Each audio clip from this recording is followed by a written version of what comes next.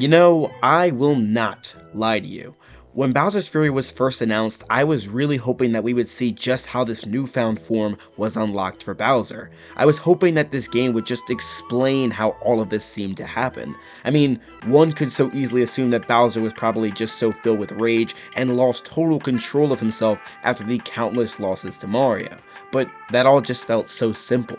I thought if the events of this game followed that of Mario Odyssey, maybe he gained some new power on the moon where we last saw him. Bowser Jr. wasn't in that game, so maybe on the hunt for his father, he ended up finding him in complete disarray, and he was completely incapable of smacking the sense into it. But of course, this is under the Super Mario franchise name, and to be totally honest, you kinda have to dig deep for that type of story. Yeah, the RPG games make it blatantly obvious as the story and lore play a huge part, but in this section of the franchise, not all the story details and elements are featured at face value. Some information is left up to interpretation, while others are explained but you have to look very closely. The story of Bowser entering this new form, surprisingly, is actually the latter rather than the former. Yes, you heard me correct, the story of Bowser becoming Fury Bowser is actually explained, but it is not until you actually finish the game. But before I get into the whole story, I just want to ask you guys to hit that like and subscribe button for more Super Mario videos, as I would really appreciate it.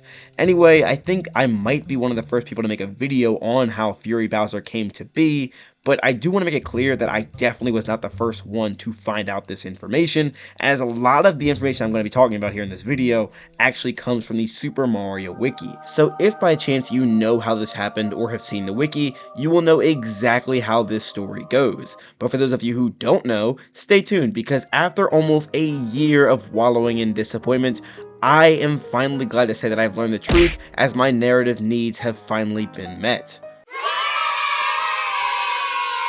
Okay, so Bowser's Fury begins with Mario falling into Lake Lapcat and eventually running into Bowser Jr., where he kind of explains that the Bowser we're all so accustomed to has changed into a deranged, uncontrolled monster, untamed even by his own son.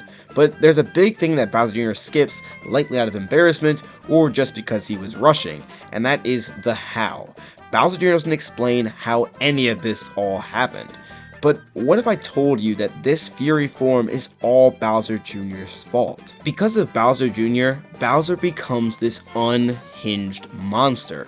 But let's do ourselves a little favor and start from the beginning. The entire story here is actually explained with the help of Bowser Jr. himself, or his paintings rather. As far as we know, Mario wasn't given the whole story, but in the credits of the game, it is all unveiled. It begins with Bowser Jr. in his clown cart with airships behind him. Now, as to where he is, I would assume that they're somewhere surrounded by mountains, as we can see indicated by the background. Another thing I'd like to mention is that I don't believe Bowser was on the airship at that time. I believe that Bowser Jr. actually led an airship fleet to go find him, and eventually they did. Now, when Bowser Jr. finds Bowser, Bowser is either unconscious or in a very deep sleep. Now, we can even see that Bowser Jr. is having a very hard time trying to wake him, and also there's like these little lines next to him indicating that he is shocked that his father cannot be awoken.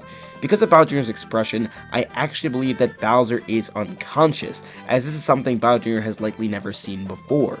Either that, or he could just be shocked that his father has just fallen asleep. You can make an argument for either. Nonetheless, Bowser Jr. does attempt to take advantage of this opportunity, as he decides he can doodle all over his father's face. We've seen this similar thing done before in the Mario series, with Wario and Waluigi in the Mario Power Tennis intro. Both resulted in a not-so-great encounter with Bowser.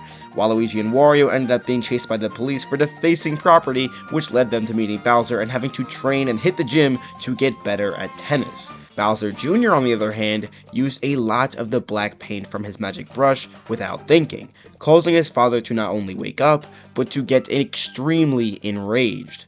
Now, we have seen the side effects of Bowser Jr.'s paintbrush before. In Super Mario Sunshine, it can create swoop and stews, deface property, and most of all, create or transform polluted creatures. We saw this happen in the first boss battle of Super Mario Sunshine with the polluted piranha plant. I even believe that what happened with the polluted piranha plant happened here with Bowser. Just like the plant, Fury Bowser increased in size, gained new abilities, and left behind paint residue. I do want to note though that the brush Bowser Jr. has in Sunshine and in Bowser's Fury are not the same brush. This can be said because at the end of Sunshine, the brush is left to be found by Il Piantissimo, not to mention the fact that the emblem on the current brush and the old one is completely different.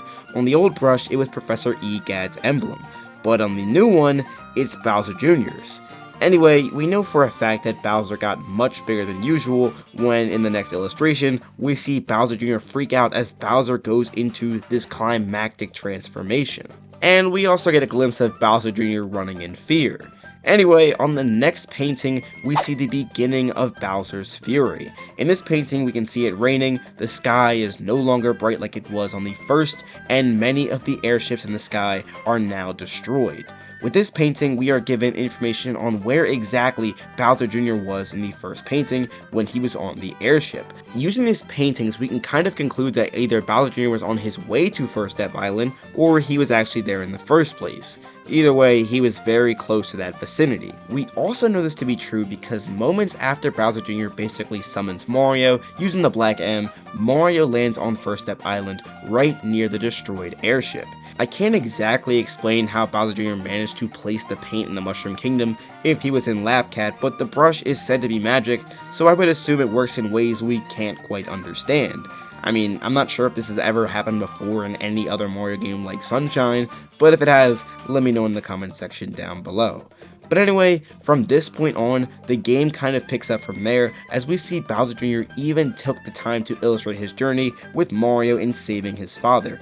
We even get to see Plessy in the background. The duo of Mario and Bowser Jr. collect the cat shines, fight Bowser, rinse, repeat, and then Bowser is finally back to normal, watching the sunset with his son.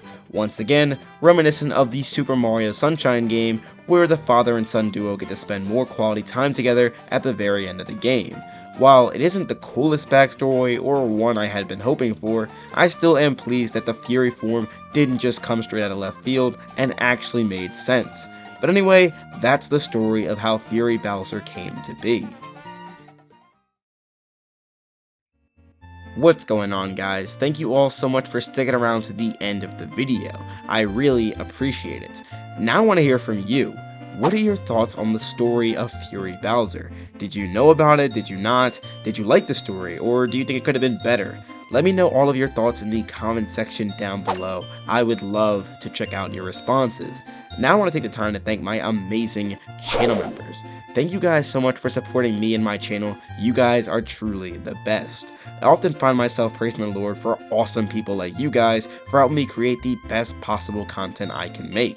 I say this a lot, but without you guys, videos like these wouldn't even be possible.